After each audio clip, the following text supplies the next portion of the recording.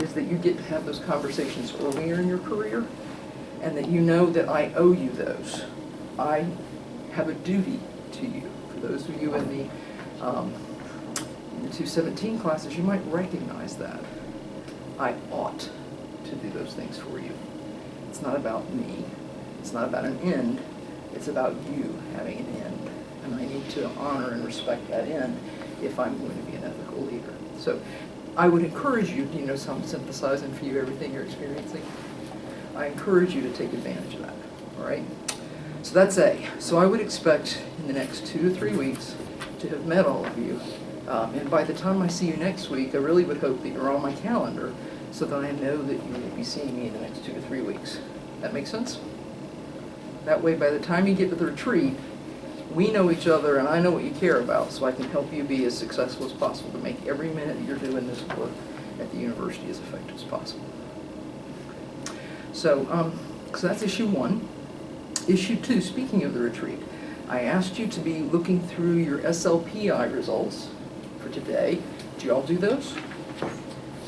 And you notice it said come prepared to give a 3-minute presentation? I'm not going to ask you to give a 3-minute presentation, so that's not on the agenda for today.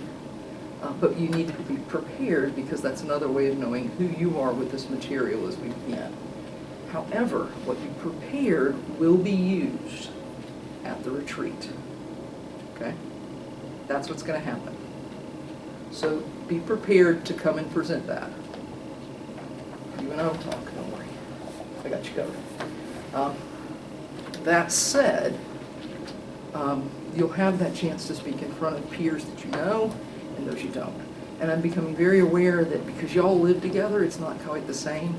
So putting you in a position where you have to talk in front of folks you have no relationship with, and that's the bulk of the people you're in the room with, is kind of going to be important. Because the point of this is you need to understand the SLPI, but the real point is so that you start to be able to know how to present your ideas. And from the content today, you can understand why that's important, I would hope, right?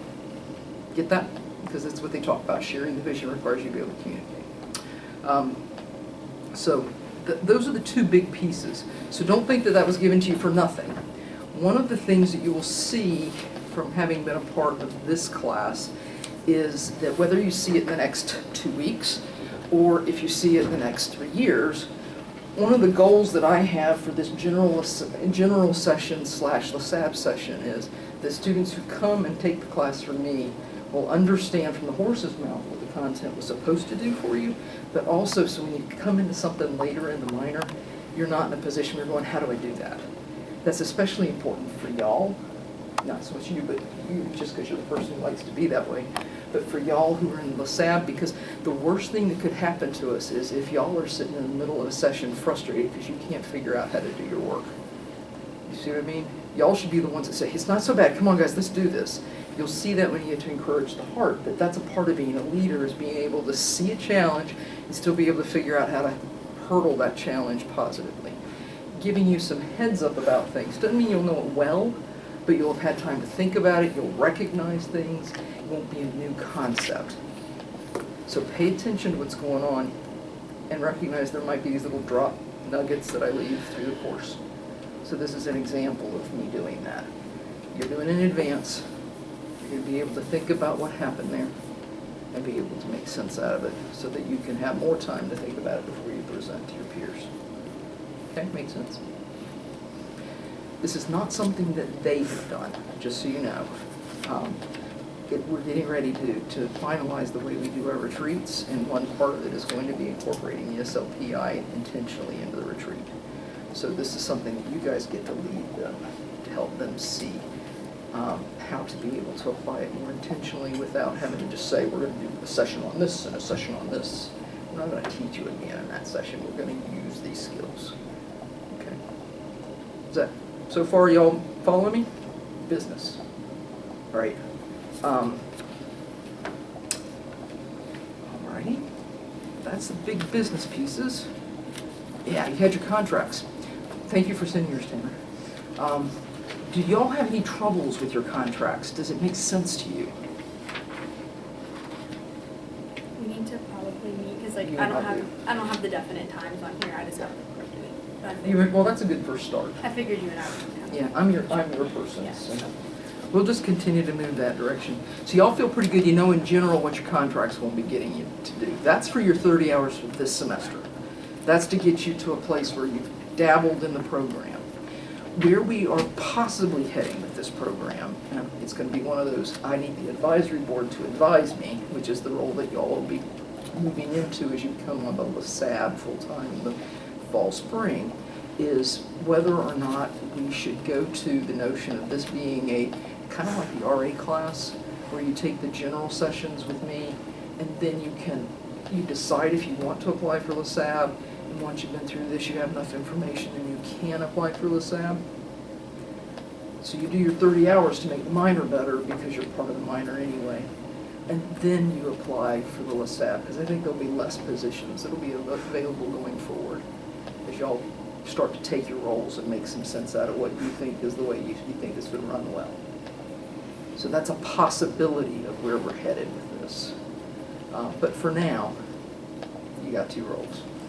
So that's where we sit. So we're already challenging the process that we've set up, because we know that it fits for now, but does it fit forever? That's the question. So if you don't have any more questions about your contract, we're going to go with what's there. All right? You'll have the chance to amend it. If you get into it, you realize that it's taking more time than 30 hours, or it's nowhere near 30 hours, or that's not really what I thought I should be working on, and you'll find that out by the end of the day, today, what I mean. But that's a good first stab, so you know what you think. So not unlike asking you to think about your boom, I also wanted you to think about your contract before we got to finalize it. It's still all about you being present, not an end to my means, but an end in yourselves. So that's your contract. Then your SLPI. I think we're at a space now where we get to breathe. What do you think? Have I done that with y'all yet? We're gonna breathe. Here's the trick. It's almost as much for me as it is for you, but there is cognitive knowledge out there that says that when one breathes together in a group, you let your clutter from before you walked in the door go away, and you begin to think as one, and you become a stronger cognitive unit. So we're gonna do that. Now, it's a challenge by choice. If you wish to breathe, well, first of all, I think everyone will probably choose to breathe. But that said, if you wish to breathe in the manner in which I'm going to coach you on today, shut your eyes and go with it. Okay, so shut your eyes and breathe in and breathe out and breathe in and breathe out. Breathe in the fact that you are special, as is everyone. Breathe out the fact that you're not quite sure what that means for you yet. Breathe in the fact that you were selected to sit in these seats, every one of you. Breathe out the fact that that means you have stuff you're going to be working on. Breathe in the fact that just because you've been in this role, people will think you know more than they do. Breathe out the fact you're worried that that's not the case. Breathe in the fact that I am committed to you and believe in you and trust you with this program. And breathe out the fact that that does not mean that you're alone doing it. We do this together. Breathe in and breathe out.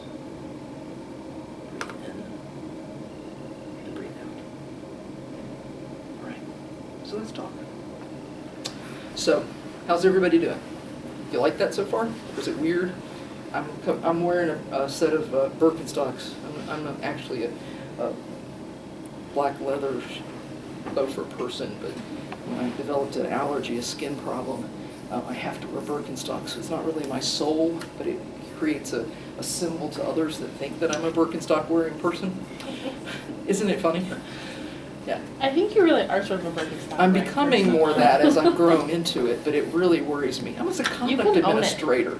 I was a conduct administrator. I'm the daughter of a GI. I didn't appreciate him getting spit on when he came home from Vietnam. You know, I'm not a Birkenstock wearer.